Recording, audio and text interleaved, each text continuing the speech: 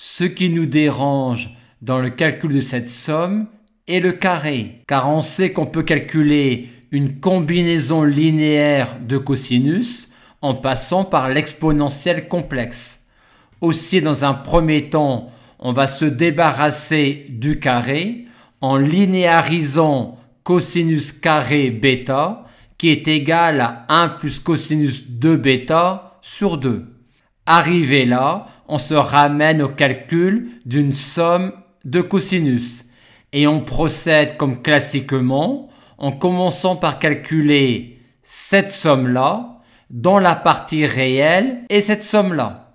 Pour calculer cette somme-là, on voit qu'on a une somme de q puissance k avec q qui est égal à exponentielle 2iθ. On a donc comme valeur de cette somme 1 moins qn plus 1 sur 1 moins q, à condition que q soit différent de 1. Or, exponentielle 2iθ est égal à 1 si et seulement si 2θ est congru à 0 modulo 2π, c'est-à-dire si et seulement si θ est congru à 0 modulo π. Aussi, cette formule-là est valide à condition que θ ne soit pas congru à 0 modulo π. Et si θ est congru à 0 modulo π, la valeur de cette somme est évidente, car dans ce cas, cos kθ vaudra plus ou moins 1, et donc cos carré θ vaudra 1, et donc la valeur de cette somme sera n plus 1. On continue donc le calcul avec θ non congru à 0 modulo π.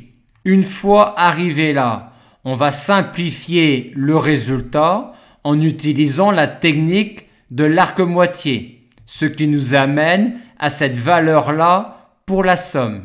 Et comme cette quantité-là est en facteur et qu'elle est réelle, prendre sa partie imaginaire revient à prendre la partie imaginaire de ce nombre complexe-là.